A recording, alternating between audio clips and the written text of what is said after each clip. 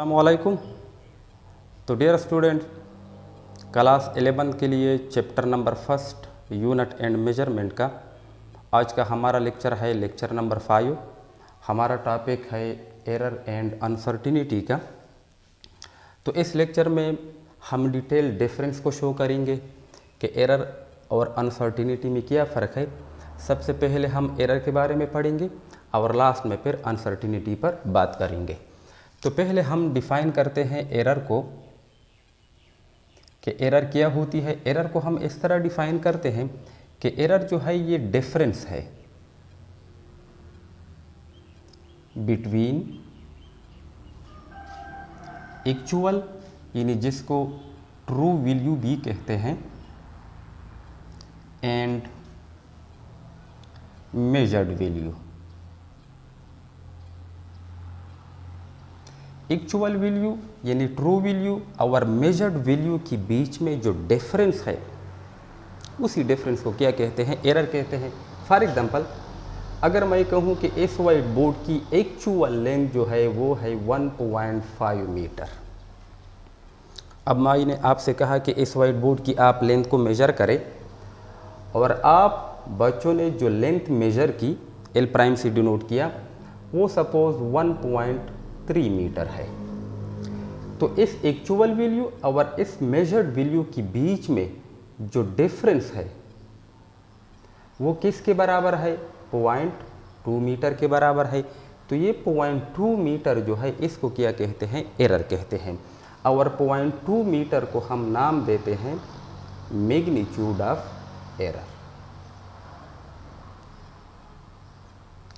Actual value यानी true value और measured value के बीच में जो डिफरेंस होता है उसी डिफरेंस को हम एरर का नाम देते हैं और जो डिफरेंस हमारे पास आ जाता है उसको हम मैग्नीट्यूड ऑफ एरर कहते हैं। अब हम जानते हैं कि फिज़िक्स में जो हम मेजरमेंट लेते हैं वो 100% एक्यूरेट नहीं होते, उसमें कुछ ना कुछ गलतियां ज़रूर होती है। अब गलती का काज तो होगा, किसी भी मेजरमेंट में जो गलतियाँ आती है वो किसी काज के कारण आएगी। अब वो काजेस क्या हैं, वो काजेस ये हैं। पहला काज जो है वो है इनएक्सपीरियंस ऑफ अ पर्सन। अगर बंदा जो है वो इनएक्सपीरियंस है तो इस दौरान भी गलती एराइज होगी, क्योंकि बंदे के पास तजुर्बा नहीं है, ठीक है ना, वो जानता नहीं है, तो इस दौरान गलती एराइज होगी। ये भी गलती का एक काज है। सेकंड वन जो है यूजिंग फॉल्टी एपरेटस। अगर एपरेटस जो हम इस्तेमाल करते हैं किसी भी मेजरमेंट के लिए, अगर उसमें पहले से कुछ नुक्स मौजूद है तो भी गलती एराइज होगी। यानी गलती का काज फॉल्टी एपरेटस भी होता है। थर्ड वन जो है वो है इन एप्रोप्रिएट मेथड और टेक्निक।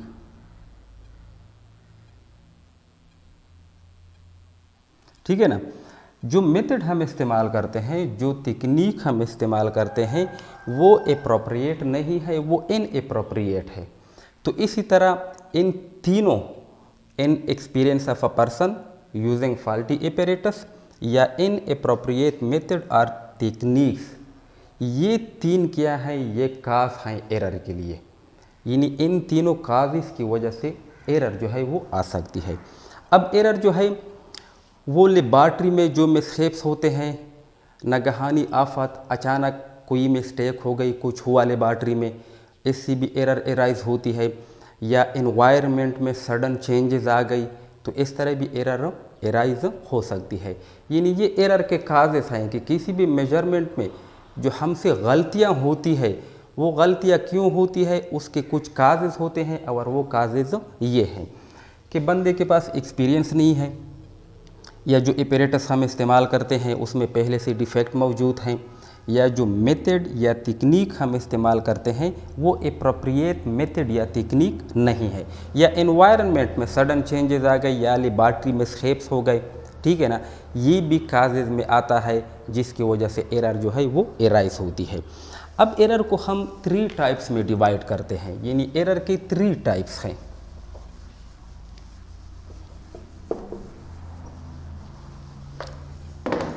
एरर का पहला टाइप जो है वो है पर्सनल एरर।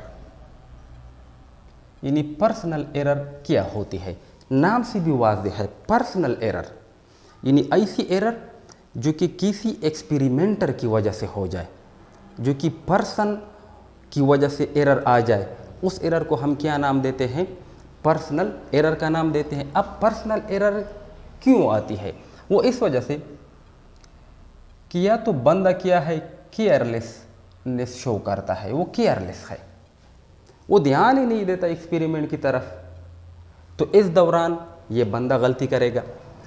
दूसरी जो है वो है इम्प्रॉपर नॉलेज।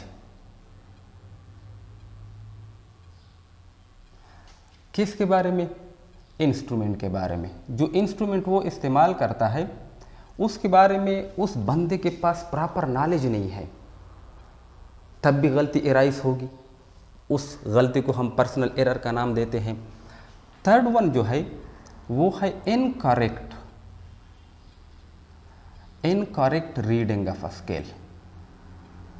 जो बंदा एक्सपेरिमेंट परफॉर्म कर रहा है, incorrect reading of a scale, वो स्केल के ज़रिए करेक्ट रीडिंग ही नहीं ले रहा, इनकरेक्ट रीडिंग ले रहा है, वो स्केल के बारे में जानता नहीं कि स्केल पर मैं करेक्ट रीडिंग को कैसे ले लूँ, तो इस दौरान ये एरर जो है वो एराइज होती है और इस एरर को हम नाम देते हैं पर्सनल एरर का। अब इस एरर को हम रिमूव कर सकते हैं अगर हम उस बंदे से कहें कि आप में ये जो हामी है केयरलेसनेस की, आप इसको ख़त्म करें, आप एक्सपेरिमेंट की तरफ ध्यान दें, मेजरमेंट की तरफ तवज्जो दें, तो इसी तरह इस गलती को हम रिमूव कर सकते हैं। इंस्ट्रूमेंट के बारे में वो प्रॉपर नॉलेज को गेन करे, तब भी इस गलती को रिमूव किया जा सकता है। वो स्केल के बारे में जाने कि स्केल के ज़रिए मैं कैसे करेक्ट रीडिंग को ले लूँगा, तो इसी तरह अगर इन तीनों हामियों को वो निकाल दे, तब इस पर्सनल एरर को हम रिमूव कर सकते हैं। सेकंड टाइप जो है एरर की वो है systematic error. Systematic error arise होती है किसकी वजह से, फॉल्टी एपेरेटस को इस्तेमाल करते हुए ये गलती एराइज होती है, या इंस्ट्रूमेंट पर पुअर कैलिब्रेशन है, उस पर जो स्केल बना हुआ है वो पुअर है। यानी हम जानते हैं हमारे लेबॉर्ट्री में वर्नियर कैलिपर्स या स्क्रू गेज पड़े रहते हैं, ठीक है ना, उस पर जंग लग जाता है, उसकी जो कैलिब्रेशन है, जो पैमाना बंदी है वो ख़राब होती है, ठीक है ना, वो दिखाई नहीं देती। अब इस दौरान सिस्टम की वजह से जिस एपेरेटस को, जिस इंस्ट्रूमेंट को हम इस्तेमाल कर रहे हैं, उसमें फॉल्ट की वजह से या उस पर पुअर कैलिब्रेशन की वजह से जो एरर एराइज होती है, उस एरर को हम क्या नाम देते हैं, सिस्टमेटिक एरर का नाम देते हैं। और सिस्टमेटिक एरर एराइज होने का दूसरा काज ये है कि ये गलती जो है ये ज़ीरो एरर की वजह से भी आ सकती है। ज़ीरो एरर जिस तरह के वर्नियर कैलिपर्स पड़ा होगा, ठीक है ना, या स्क्रू गेज की बात करें, स्क्रू गेज की बात करें तो वर्नियर कैलिपर्स या स्क्रू गेज में हम ज़ीरो एरर को चेक करते हैं कि आया वर्नियर कैलिपर्स या स्क्रू गेज में ज़ीरो एरर है कि नहीं है।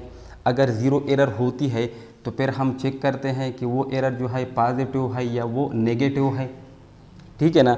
तो पॉजिटिव एरर को हम मेजरमेंट से माइनस करते हैं और नेगेटिव एरर को हम मेजरमेंट में ऐड करते हैं, मेजरमेंट को करेक्ट बनाने के लिए।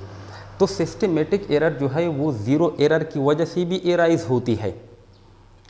अब इस एरर को हम मिनिमाइज़ कर सकते हैं अगर हम इस फॉल्टी एपेरेटस को किसी करेक्ट एपेरेटस के साथ कंपेयर करें और इन दोनों में जो डिफरेंस है उसको हम रिस्पेक्टिवली मेजरमेंट के अंदर या ऐड करें या उससे सब्ट्रैक्ट करें। या अगर हम फॉल्टी एपेरेटस की या फॉर एग्जांपल वर्नियर कैलिपर इस्तेमाल करते हैं या स्क्रू गेज इस्तेमाल करते हैं, उसमें हम एरर को फाइंड करते हैं कि पॉजिटिव एरर है या नेगेटिव एरर है, ठीक है ना। अब हमने फॉल्टी एपेरेटस की मदद से मेजरमेंट ले ली। अगर हमारे पास पॉजिटिव एरर आई हो तो जो हमारी फाइनल रीडिंग है वो किसके बराबर होगी? फॉल्टी एपेरेटस के ज़रिए जो हमने मेजरमेंट ली है उस मेजरमेंट में से हम उस पॉजिटिव एरर को सब्ट्रैक्ट करेंगे। तो इसी तरह इस एरर को हम रिमूव कर सकते हैं। या जो हमारे पास मेजरमेंट है, अगर वर्नियर कैलिपर्स को हम इस्तेमाल करें उसमें नेगेटिव एरर आई है तो उस मेजरमेंट में जो हमने फॉल्टी एपेरेटस की मदद से हासिल की है उसमें इस नेगेटिव एरर को हम क्या करेंगे? ज़ीरो एरर को ऐड करेंगे। तो इस तरह सिस्टमेटिक एरर को हम रिमूव कर सकते हैं। थर्ड वन जो है वो है रैंडम एरर। रैंडम एरर कैसी एरर होती है? रैंडम एरर ऐसी एरर है जिसके काजेस हमको अननोन होते हैं, ठीक है ना, जिसके काजेस हमको अननोन होते हैं। एनवायरनमेंट में जो सडन चेंजेस आती है, सडन चेंजेस, जैसा कि टेम्परेचर में चेंज आ रहा हो या वोल्टेज फ्लक्चुएट कर रहा हो, ठीक है ना, ह्यूमिडिटी की हम बात करते हैं या अदर अननोन रीज़न है जिसका हमें इल्म नहीं है, ठीक है ना। इस वजह से जो एरर एराइज होती है उस एरर को हम क्या नाम देते हैं? रैंडम एरर का नाम देते हैं। और ये हम किस तरह लेते हैं? फॉर एग्जांपल हमारे पास कोई फिज़िकल क्वांटिटी है, सेम फिज़िकल क्वांटिटी, हम उसकी बार बार रिपीटेड मेजरमेंट ले रहे हैं सेम कंडीशन पर, लेकिन इसके बावजूद हम देखते हैं यानी हमारे पास सेम फिज़िकल क्वांटिटी होती है, ठीक है ना, उसकी हम रिपीटेड मेजरमेंट ले रहे हैं,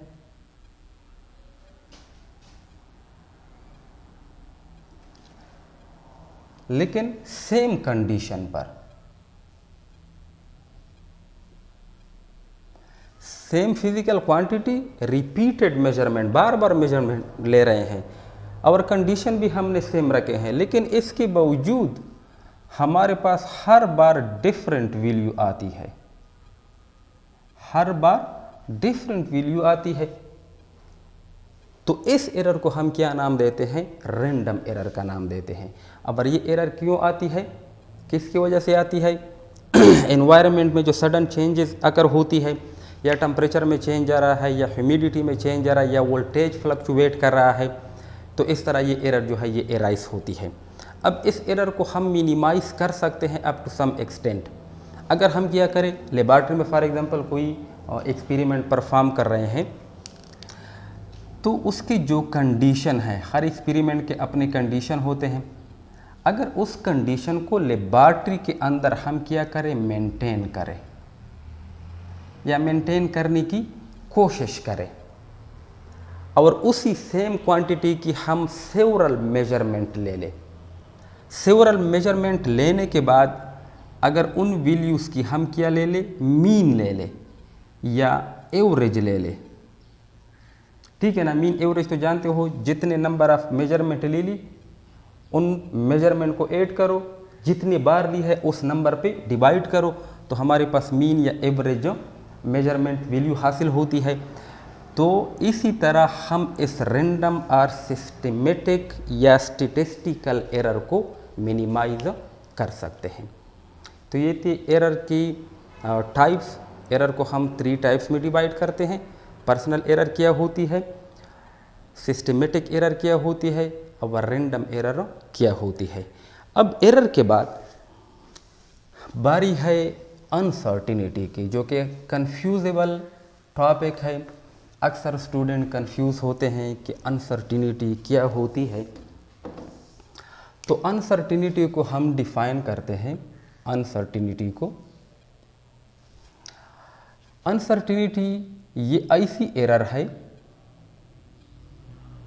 जो कि एराइज होती है किसकी वजह से, due to natural imperfection, natural imperfection of an experimenter। यानी ये ऐसी गलती है जो कि पैदा होती है, एराइज होती है natural imperfection of an experimenter, यानी एक्सपेरिमेंटर का इसमें कोई दोष नहीं होता, कोई कसूर नहीं होता, कुदरती तौर पर होती है। या हम कहें लिमिटेशन ऑफ एन एपरेटस, हर एपरेटस की अपनी लिमिटेशन होती है, उसका लीस्ट काउंट होता है, जितना वो हमें इजाज़त देता है कि हम उससे मेजरमेंट ले लें, कम से कम, ठीक है ना, उसका लीस्ट काउंट होता है। तो हर एपरेटस की जो लिमिटेशन है, लिमिटेशन की वजह से जो एरर एराइज होती है उसको भी अनसर्टिनिटी कहते हैं। या एनवायरनमेंट में जो सडन चेंजेस अकर होती है उसकी वजह से जो एरर एराइज होती है, उस एरर को हम क्या नाम देते हैं? अनसर्टिनिटी का नाम देते हैं। अगर इन दोनों में हम डिफरेंस को देखें तो स्टार्ट में हमने कहा था कि एरर जो है ये एक्चुअल वैल्यू और मेजर्ड वैल्यू के बीच में डिफरेंस है, जबकि अनसर्टिनिटी में हमारे पास एक्चुअल वैल्यू जो है वो अननोन होती है। एक्चुअल वैल्यू क्या होती है? वो अननोन होती है। अगर एक्चुअल वैल्यू हमारे पास नोन होती फिर तो ईजी था, मेजर्ड वैल्यू और एक्चुअल वैल्यू के बीच में हम डिफरेंस निकालते। अगर एक्चुअल वैल्यू हमारे पास मालूम होती है तो एक्चुअल वैल्यू और मेजर्ड वैल्यू के बीच में जो डिफरेंस होता है उसको तो हम एरर कहते हैं। अनसर्टिनिटी में हमारे पास एक्चुअल वैल्यू अननोन होती है, हम सिर्फ मेजर्ड वैल्यू लेते हैं, ठीक है ना। सेकेंड वन डिफिनीशन हम इस तरह लेते हैं, रेंज ऑफ एरर को अनसर्टिनिटी कहते हैं। रेंज ऑफ एरर, एरर की जो रेंज है, उसकी जो हद है, उसकी जो लिमिट है कि कितनी एरर एराइज हो सकती है या कितनी एरर होगी, उस लिमिट को, उस रेंज को भी हम अनसर्टिनिटी कहते हैं। या हम इस तरह भी कहते हैं कि अनसर्टिनिटी जो है वो हमें रेंज ऑफ वैल्यूज़ देती है, या रेंज ऑफ वैल्यूज़ को अनसर्टिनिटी कहते हैं, ठीक है ना, जिसमें हमारी एक्चुअल वैल्यू या ट्रू वैल्यू कहीं पर भी to some level of confidence lie करती है। यानी अनसर्टिनिटी हमें वैल्यूज़ की एक रेंज देती है, हद देती है, और हम कहते हैं कि उसी रेंज के अंदर हमारी किसी भी क्वांटिटी की एक्चुअल वैल्यू लाई करेगी जिस पर हमारा कॉन्फिडेंस होगा। अब एग्जाम्पल के ज़रिए समझने की कोशिश करेंगे कि रेंज ऑफ एरर क्या है या रेंज ऑफ वैल्यूज़ का मतलब क्या है जिसमें हमारी एक्चुअल वैल्यू कहीं पर भी लाई करती है, या ऐसी एरर जो कि natural imperfection of in experimenter की वजह से होती है जिसमें एक्सपेरिमेंटर का कोई कसूर नहीं होता, ठीक है ना। लिमिटेशन ऑफ इन एपरेटस का क्या मतलब है, कैसे हम लिमिटेशन ऑफ इन एपरेटस की वजह से जो एरर एराइज होती है उसको हम अनसर्टिनिटी कहते हैं। तो इसको एक एग्ज़ाम्पल के ज़रिए समझने की कोशिश करते हैं। हमने जो डिफिनीशन किए वो सारे डिफिनीशन का कंसेप्ट जो है वो उस एग्ज़ाम्पल के ज़रिए क्लियर हो जाएगा। सपोज़ ये मार्कर है, मार्कर, इस मार्कर की मैंने मीटर या सिर्फ रूलर की मदद से, फॉर एग्ज़ाम्पल मैंने कोई रूलर ली, वो रूलर जो है सेंटीमीटर और मिलीमीटर में है, तो रूलर की मदद से इस मार्कर की मैंने लेंथ मालूम की। सपोज़ वो मेरे पास आई 12.6 सेंटीमीटर, मैंने इस मार्कर की लेंथ मेजर की। अब मेरे सामने दो बंदे बैठे हैं, एक है आम नॉर्मल बंदा और दूसरा है फिज़िक्स का स्टूडेंट। अब इन दोनों से मैंने कहा कि मैंने जो मार्कर की वैल्यू यानी लेंथ की वैल्यू लिखी 12.6 सेंटीमीटर, अब बताइए कि ये वैल्यू सही है। तो नॉर्मल बंदा कहेगा कि भाई 12.6 सेंटीमीटर ये सही है। उसने क्यों कहा कि सही है? इस वजह से कि भाई वो कहेगा कि ये मार्कर है, मैंने रूलर को उठाया, उसकी ज़ीरो को यहाँ पर कोइंसाइड किया। अब यहाँ पर कोइंसाइडिंग डिजिट को, यूनिट को मैंने चेक किया तो वो 12.6 पर आया होगा, इस वजह से मैंने 12.6 सेंटीमीटर लेगा। लेकिन वो जो फिज़िक्स वाला स्टूडेंट है वो कहेगा कि नहीं, मैं इस वैल्यू को नहीं मानता 12.6 सेंटीमीटर, इसमें डाउट है, अनसर्टिनिटी है, ये वैल्यू जो है ये अनसर्टन है। अब वो ऐसा क्यों कहता है? सवाल है ना, वो ऐसा क्यों कहता है? वो इस वजह से कहता है कि वो तो अनसर्टिनिटी के बारे में जानता है। वो तो ये भी जानता है कि फिज़िक्स में हम जितनी भी मेजरमेंट लेते हैं उसमें कुछ ना कुछ एरर ज़रूर होती है, अनसर्टिनिटी ज़रूर होती है। अब मैंने साइंटिफिकली तो इस वैल्यू को नहीं लेका है, मैंने सिर्फ 12.6 सेंटीमीटर लेका है। और 12.6 सेंटीमीटर मैंने क्यों लेका है वो भी ये जानता है। इस वजह से वो कहता है कि आपकी वैल्यू है वो अनसर्टन है। अब वो ऐसा क्यों कहेगा, इसको, इस कंफ्यूजिंग पॉइंट को अब यहाँ पर समझने की कोशिश करते हैं। तो मैं रूलर को, पैमाने को यहाँ पर ड्रा करता हूँ, लेकिन मैं सिर्फ 2 सेंटीमीटर लेता हूँ, बकाया नहीं, 12 और 13 सेंटीमीटर। तो मैंने ये रूलर ड्रा की, ये है 12 सेंटीमीटर और ये है 13 सेंटीमीटर। इससे आगे लेफ्ट हैंड साइड में भी है 11, 10, 9 अप टू 0 तक, यानी इस मार्कर की ये एंड 0 के साथ कोइंसाइड है, ठीक है ना। और बकाया रूलर जो है वो 13 सेंटीमीटर तक यहाँ पर सपोज आ गई। अब मैंने 12.6 सेंटीमीटर को लेकर है। अब 12 सेंटीमीटर, 13 सेंटीमीटर, इन दोनों के बीच में 1 सेंटीमीटर का डिफरेंस है और 1 सेंटीमीटर को हम 10 इक्वल पार्ट्स में डिवाइड करते हैं, जिसको हम 2 यूनिट्स के बीच में जो सेपरेशन है उसको 1 mm कहते हैं, 1 मिलीमीटर। तो सपोज ये उसका हाफ बनता है, ठीक है ना, 5, ये 1, 2, 3, 4 और ये 5, ये हुआ 6, 7, 8, 9 और ये 10। मैं लिख देता हूँ 12.1, 12.2, 3, 4, 5, 6, 7, 8, 9 और ये 13 सेंटीमीटर बन जाता है। अब नॉर्मल बंदी की ये सोचती कि इस मार्कर की ये किनारा जो है, ये एंड जो है, ये 12.6 यहाँ पर कोइंसाइड हुआ होगा, इस वजह से आपने लिखा है कि ये 12.6 सेंटीमीटर है। नॉर्मल बंदी की ये ज़हन थी। जबकि फिज़िक्स वाला स्टूडेंट तो जानता है, वो कहता है कि भाई 12.6 सेंटीमीटर ये अनसर्टन है, क्योंकि मैं जो रूलर इस्तेमाल करता हूँ उस रूलर का लीस्ट काउंट जो है वो 0.1 सेंटीमीटर यानी 1 मिलीमीटर के बराबर है। इसका मतलब ये है कि ये रूलर जो है ये डेसिमल पॉइंट के बाद मुझे सिर्फ 1 डिजिट तक अलाउ करता है, वो मुझे इजाज़त ही नहीं देता है कि मैं पॉइंट के बाद 2 डिजिट्स या 3 डिजिट्स चला जाऊं। ये लिमिटेशन है इस रूलर की, जिसको हम लीस्ट काउंट कहते हैं, जिससे हम 1 मिलीमीटर या ये है सेंटीमीटर या 0.1 सेंटीमीटर तक ही मैं मेजरमेंट ले सकता हूं। अब फिजिक्स वाले स्टूडेंट के मुताबिक, या मैं अगर अपनी बात करूं, तो हो सकता है कि इस मार्कर की ये एंड जो है ये सपोज यहाँ पर आया हो, या इससे थोड़ा आगे हो, या हो सकता है वो 6 पर आया होगा, या हो सकता है 6 से थोड़ा आगे हो, ठीक है ना।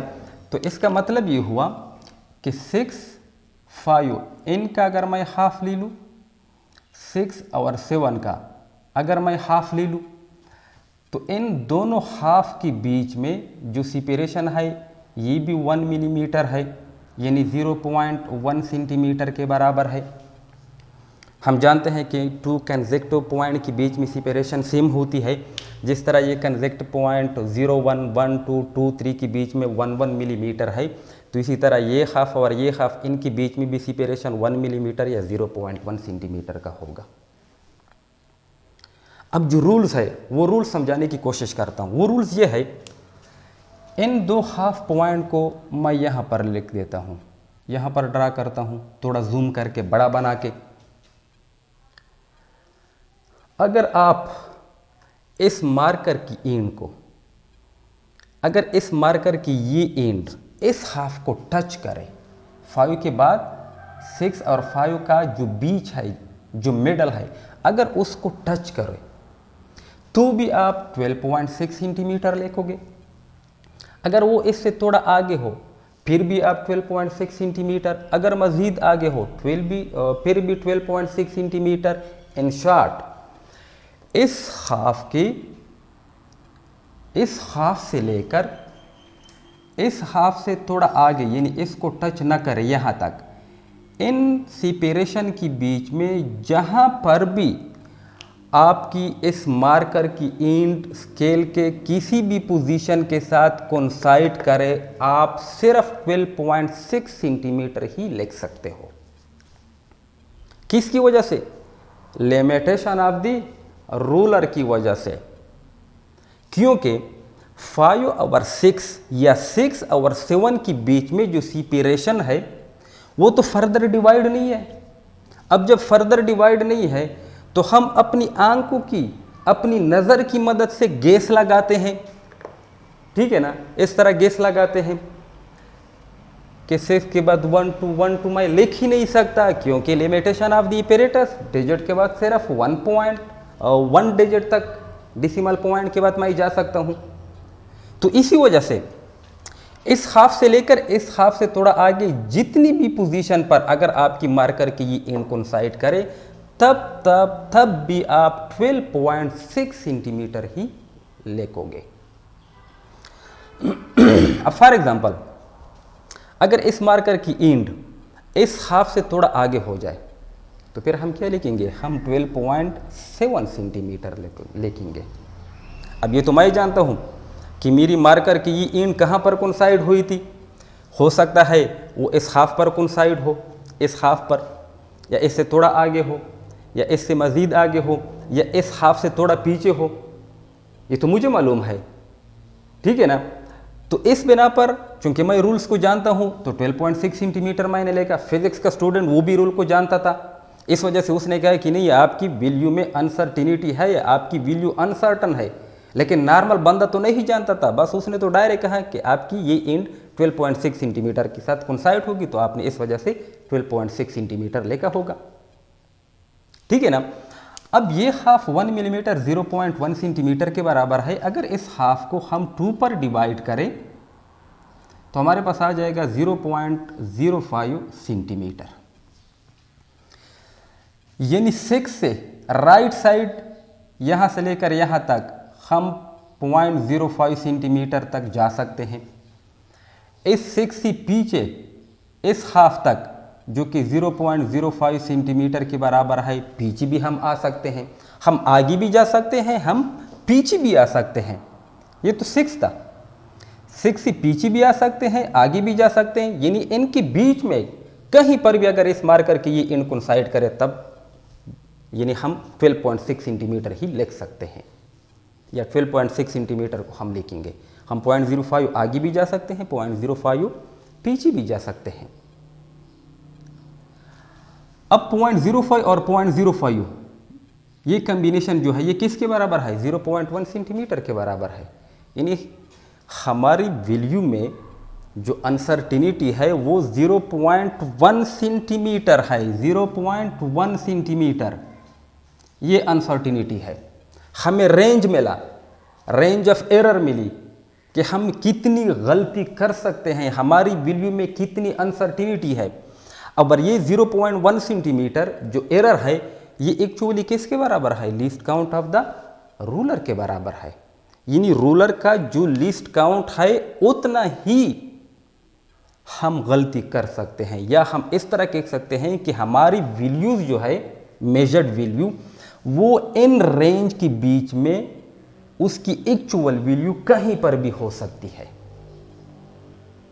हमारी एक्चुअल वैल्यू इन वैल्यूज के बीच में कहीं पर भी हो सकती है। तो 12.6 सेंटीमीटर ये तो हमारी मेजर्ड वैल्यू थी। अनसर्टिनिटी कितनी है, वो 0.1 सेंटीमीटर है। अगर साइंटिफिकली इस वैल्यू को हम लेके तो हम लिख सकते हैं 12.6 प्लस माइनस 0.1 सेंटीमीटर। तो साइंटिफिकली हम इस तरह लिखेंगे।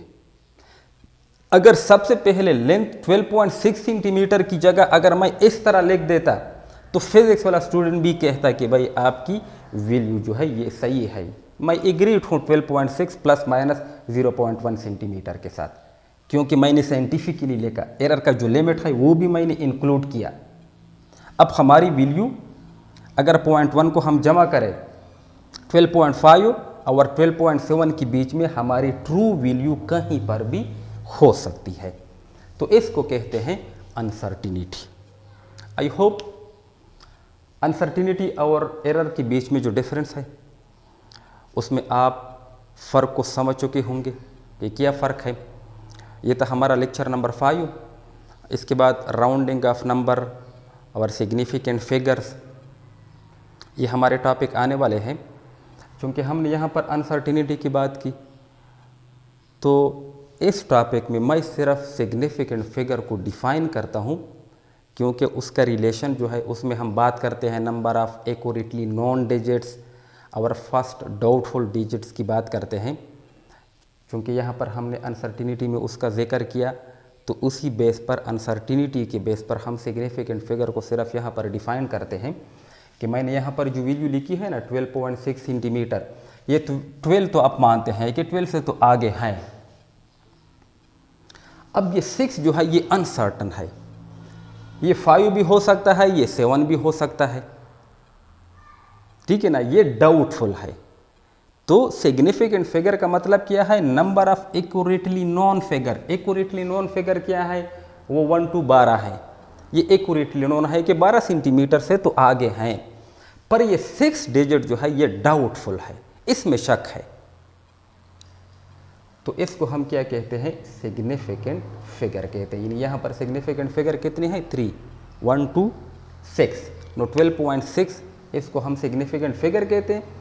तो सिग्निफिकेंट फिगर को हम डिफाइन करते हैं number of accurately non digit and the first doubtful digit. इस कम्बिनेशन को हम सिग्निफिकेंट फिगर कहते हैं। तो इंशाल्लाह नेक्स्ट लेक्चर में राउंडिंग ऑफ नंबर, उसके रूल्स, सिग्निफिकेंट फिगर क्या होते हैं, डिफिनेशन मैंने यहाँ पर बता दिया, उसकी जो रूल्स हैं वो भी इंशाल्लाह नेक्स्ट लेक्चर में आपको मिलेंगे। तो मिलते हैं नेक्स्ट वीडियो के साथ, तब तक के लिए अल्लाह हाफिज़।